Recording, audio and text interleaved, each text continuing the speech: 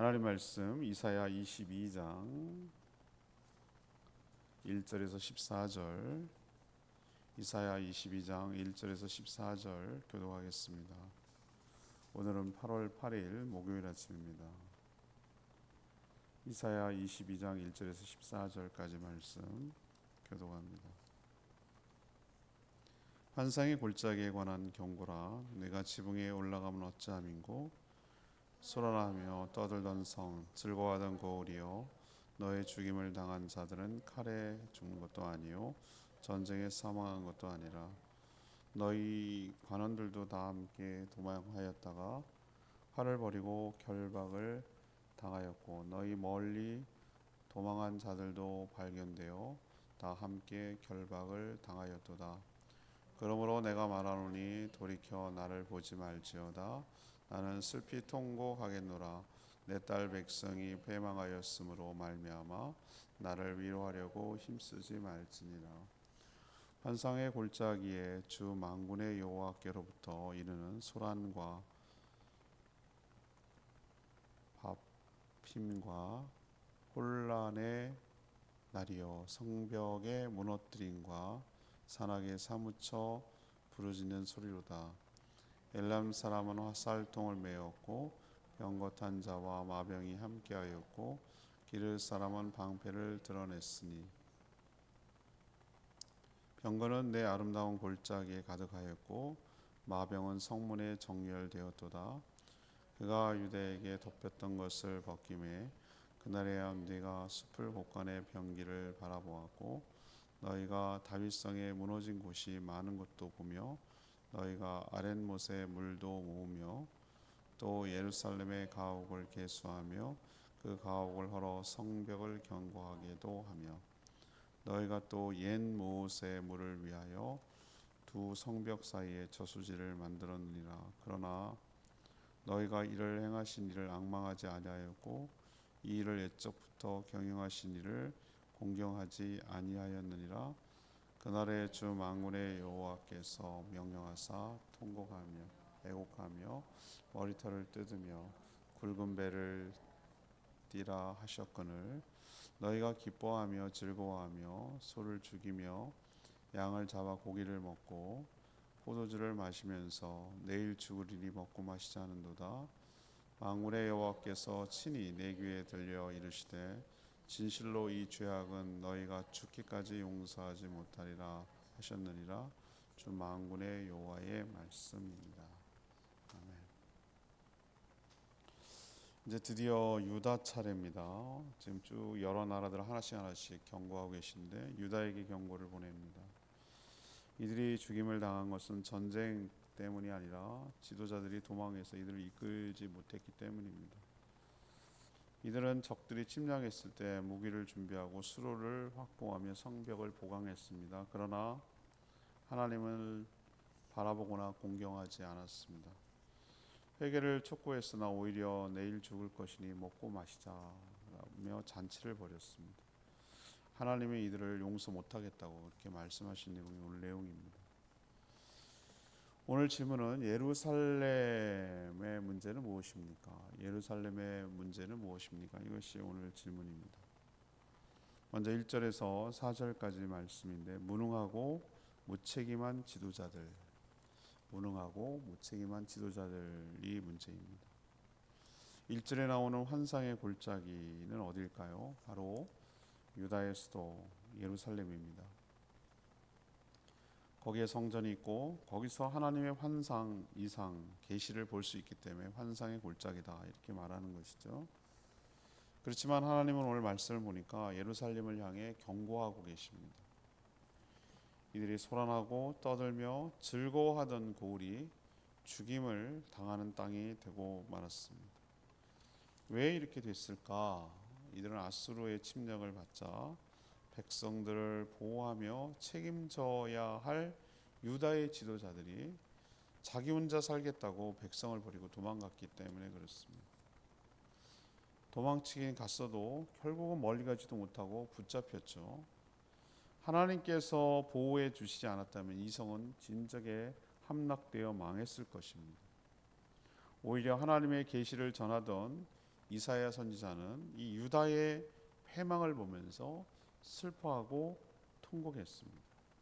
무엇으로도 위로가 되지 않았기 때문이죠. 환상의 골짜기라는 그런 화려한 이름이 그들을 지켜주는 것이 아니에요. 이들은 착각을 했어요.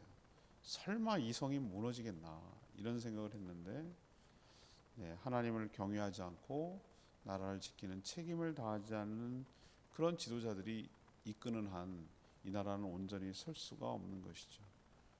유다는 하나님을 경외하고 하나님을 두려워하고 하나님을 의지하고 신뢰하는 자들이 이끄는 지도자들이 없었기 때문에 이 나라는 결국은 모든 백성들까지 함께 망하게 되고 어려움을 당하게 된 것이죠. 이게 이들의 문제였습니다. 두 번째 문제는 무엇인가? 5절에서 11절까지 나오는 말씀인데요. 인간적인 방법만 자꾸 의지하는 것, 이게 이들의 참 큰 문제였습니다. 적군이 침략하자 유다는 이제 방어하기에 급급하고 분주했죠. 일단은 무기고에서 무기를 꺼내서 다시 정비하고 무장을 하고 정렬을 했습니다. 또 적들이 포위해서 고립될 경우를 대비해서 식수를 확보하기 위해서 성 안에 물길을 내고 저수지도 만들었습니다.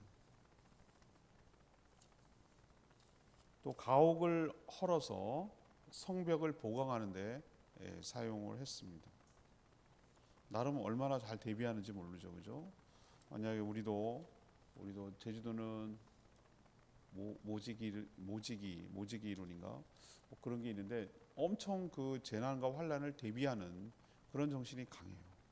왜냐하면 하도 여러 가지 어려움들을 당했기 때문에 거기에 대한 대비를 하려는 것이 철저합니다. 그리고 굉장히 절약하고 아끼고 이렇습니다. 왜냐하면은 닥칠 수 있는 재난의 종류가 너무 많기 때문에 그러죠. 자연재해가 일단은 엄청 많고요. 태풍이나 홍수나 요즘에 그렇게 많이 됐는데도 불구하고 여러 가지 자연재해에 취약할 수밖에 없고, 또 가뭄이 오면은 식수 확보도 어렵고 뭐 여러 가지 여기는 어려움이 있단 말이죠.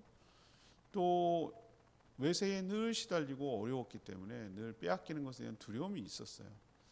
그래서 그런 것에 대한 철저한 대비를 했는데 이 예루살렘도 지금 보니까 외부의 침략을 대비하기 위해서 얼마나 많이 인간적인 노력을 했는지 몰라요. 그 히스기야 수로라고 그래가지고 지금도 그게 사실이라는 게 발견이 됐어요. 지금 고고학적으로 나와요. 그 바깥에 있는 물을 갖다가 돌을 뚫은 거예요.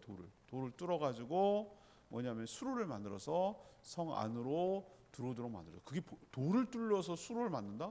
그게 한 500m인가 이렇게 된다 그래요. 500m가 여러분 생각보다 짧은 게 아닙니다. 굉장히 그걸 뚫었단 말이에요. 500m를 뚫어서 만들어냈어요. 그러니까 살려고 아동. 그 다음에 성벽을 보강하기 위해서 돌을 쌓아야 되는데 바깥에 있던 여러 가지 가옥의 돌들 다 빼가지고 나라가 위급하니까 거기를 다 막 메꾸고, 또 성벽에 붙어 있는 그 집을 통해서 또 불을 놓거나 거기를 통해서 넘어오면 안 되니까 그걸 다 헐어버리고 못 들어오게 뭐 여러 가지 방법을 다 동원하고 했단 말이죠. 근데 하나 놓친 게 있죠. 무엇입니까? 그건 바로 모든 일을 행하시는 분. 오늘 몇 절에 그런 표현이 나옵니까? 모든 일을 행하시는 그 하나님을 뭐합니까? 바라보지 아니하고 앙망하지 아니하고 우러러 하나님을 앙망하지 아니하였도다, 이런 표현을 쓰고 있어요. 이게 가장 11절에 그런 표현이 나오는데요. 그건 무엇을 의미인가? 앙망한다는 게 뭔가? 바라본다는 것인데 하나님을 의식하지 않았다, 그 뜻이에요. 앙망하지 않았다는 것은. 11절에 보면 또 그런 표현도 나와요. 하나님 옛적부터 경영하시니까 올해부터 처음부터, 옛적이라는 것은 처음부터를 의미하는 거죠. 처음부터 경영해 오신 하나님을 뭐하지 않았다? 공경하지 않았다.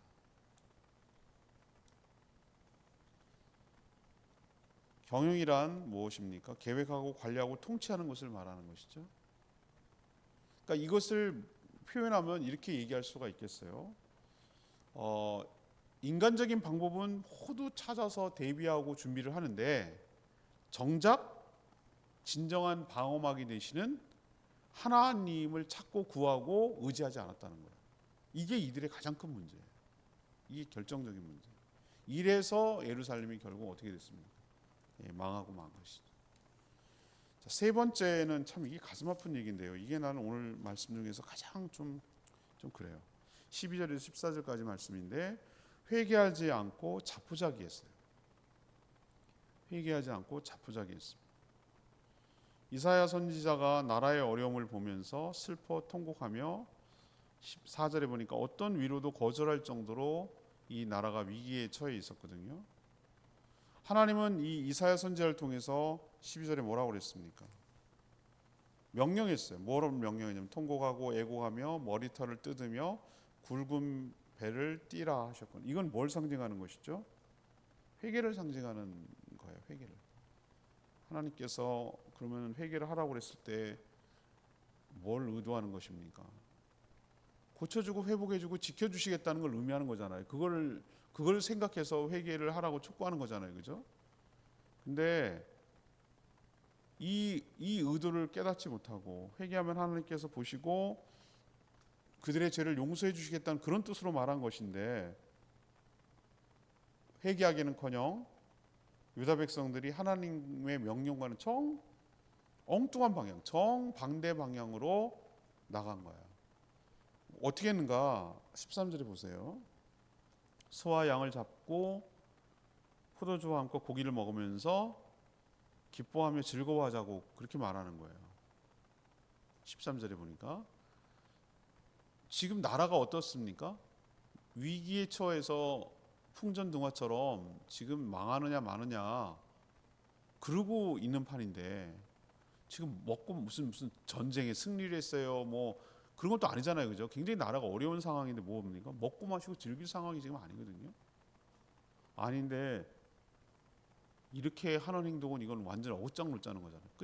거꾸로 가자는 거잖아요, 그죠? 근데 그 이유가 뭐라고 말하면서 그렇게 하는 줄 아세요? 이 말이 저는 정말 이 불신의 말이고 참 기가 막힌 말을 하는데 13절에 이런 말을 해요. 내일 죽으리니 오늘 잔뜩 먹고 마시고 취하자 이렇게 말하는 거예요. 그래서 하는 거예요. 이거는 자포자기하는 모습이잖아요. 하나님께 살 길을 줬잖아요. 회개하면 산다고 얘기를 하는 거잖아요. 근데도 그렇게 하지 않고 어차피 죽을 건데 뭐 오늘 먹고 죽은 귀신, 우리 속담에 의하면 그런 식이에요. 아주 그냥 어이없는 짓을 하는 거예요. 지금 먹고 죽은 귀신 때깔도 좋다 뭐 이런 식으로 내일 죽을 건데 뭐 오늘이라도 실컷 맞고 완전 내일이라는 걸 생각하지 않고 오늘만 살아가는 사람들처럼 이렇게 말하는 것을 하나님이 들었어요. 여러분 하나님이라면 어떤 마음이 들겠어요? 오늘 그 유다 백성이 그렇게 말하는 소리를 하나님이 들으시고 저는 이 14절에 이런 표현을 처음 보는 것 같아요. 하나님 뭐라고 그랬어요? 만군의 여호와께서 친히 내 귀에 들려 이르시되, 하나님이 그걸 듣고 이사야 선지자에게 분명히 얘기하는 거예요. 이 죄악이 뭡니까? 이 죄악. 하나님을 믿지 못하고 어긋장 놓고 하나님께 대들고 거역하는 이 죄악. 하나님이 회개하면 살려주신다고 하고 용서해 주신다고 하는데도 그렇게 하지 않고 불신하고 거역하는 이 죄악. 고기 먹고 잡아가지고 먹고 마시고 하자는 게 뭔 죄악이겠어요? 근데 지금 이거는 아주 어긋장 놓는 거예요. 하나님을 대드는 거예요. 근데 하나님께서 끝에 뭐라고 그랬습니까? 너희가 죽기까지 용서하지 못하리라고 그러셨어요. 하나님께서 죽기까지 용서하지 못한다.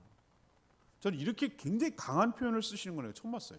난 우리 식으로 표현하면 내가 죽어도 용서 못하겠다. 이 얘기거든요. 이 얘기예요. 얼마나 화가 나시고 얼마나 실망스럽고 얼마나 그랬으면 이런 말을 하실까. 절대 용서 못한다. 이것들은 정말 다시는 내가 용서나 이런 식의 표현이잖아요. 지금. 참 우리도 이럴까 두렵습니다. 하나님께서 우리에게 뭐 하는 것이죠? 기회를 줬는데도 불구하고 스스로 차버리고 스스로 져버리고 이런 식의 행동을 하는 우리들의 모습이 우리에게도 있을까? 정말 두려운 것이죠. 그래서 저는 오늘 내 말 말씀이 13절 말씀이 마음에 왔어요. 소를 죽이고 양을 잡아 고기를 먹고 포도주를 마시며 내일 죽을 이를 먹고 마시지 않는도다.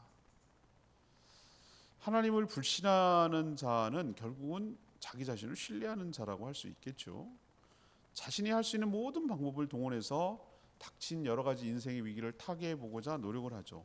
유다가 그랬어요. 유다가 무기를 준비하고 식수를 확보하고 성벽을 견고하게 보수하고 인간적인 방법을 다 썼죠. 그런데 하나님을 찾지 않았죠. 전세가 기울고 희망이 없자 하는 거 보세요. 자포자기하면서 잘 먹고 죽자 이런 식으로 반응하는 것이죠. 이러한 태도가 많은 사람들에게 나타나는 불신의 태도인 거 여러분 기억하시길 바랍니다. 하나님 우리를 끝까지 하나님을 바라봐야 돼요. 하나님께서 가장 좋은 멀리 크게 내다보면 우리가 다 당장은 이해하지 못하더라도 하나님께서 우리에게 가장 좋은 길로 인도하심을 믿고 끝까지 주님을 신뢰하며 의지하며 살아가는 그런 자세를 취해야 되는 것이거든요. 그렇게 안 하고 이런 모습을 취한다면 얼마나 화가 났으면 죽기까지 용서하지 못하리라 이런 표현을 쓰셨겠어요. 우리는 이런 일을 당하지 않도록 삼가 조심하며 살아가는 저와 여러분 되기를 소망합니다. 오늘 말씀 붙들고 기도하기 전에 559장 찬양지 559장 들고 기도하겠습니다. 찬양지 559장입니다.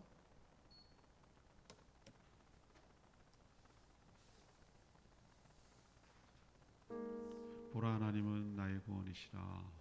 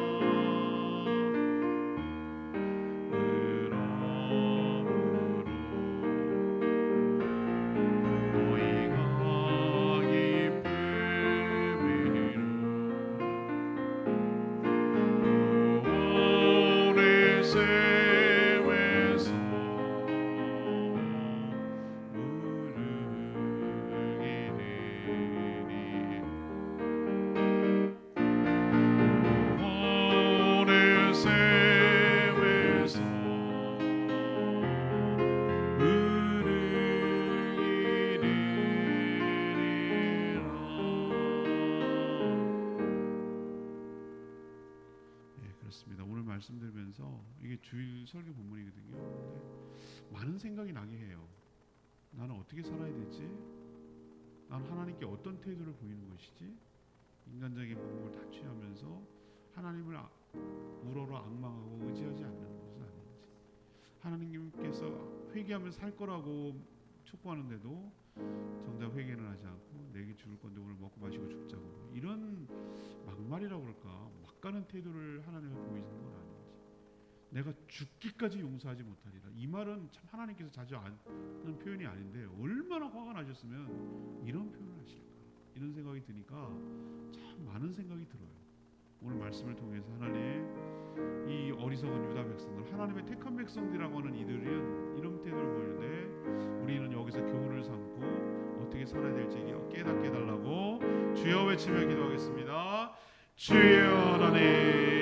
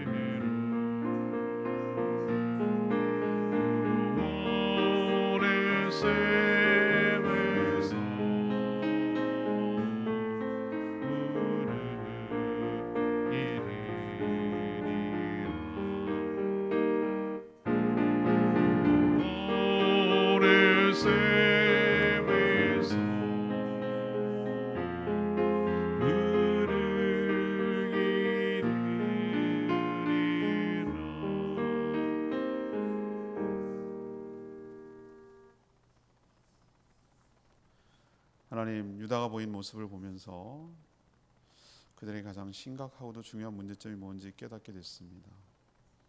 그들은 외부의 침략 때문에 무너진 것이 아니라 내부의 분열로 무너졌습니다. 지도자들은 백성을 버리고 자기만 살겠다고 무책임하게 도망쳤습니다. 인간적인 방법을 총동원 했지만 하나님을 앙망하거나 공경하지 않았습니다. 하나님께서 회개를 명령하셨지만 오히려 잘 먹고 마시며 죽겠다는 자포자기의 모습을 보였습니다. 저희가 이러지 않을까 두렵습니다. 하나님만 온전히 신뢰하며 의지하며 살아가는 저희들 되게 하여 주시옵소서. 하나님이 가장 큰 나의 해결책임을 깨닫게 하여 주시옵소서. 인간적인 방법만 취하다가 하나님을 놓치는 일이 없도록 은혜를 베풀어 주시옵소서. 오늘도 간구하는 기도 주님 들어주시고 주님과 동행하는 복된 하루 살게 하여 주시옵소서. 무더운 여름이 지속되고 있는데 사랑하는 성도들 지치거나 아프거나 다치거나 건강 상하는 일 없도록 지켜주시고 또 이 더운 여름에도 해야 할 일이 있는 분들 긍휼히 여겨주시고 맡은 일 잘 감당할 수 있도록 건강과 지혜와 능력과 은혜를 부어 주시옵소서. 주님께 모든 것 맡겼고 예수 그리스도의 이름으로 축복하며 기도합니다. 아멘. 오늘 하루도 주님의 은혜 가운데 살아가는 복된 하루 되기를 축복합니다. 충분히 기도하고 하루 시작하겠습니다.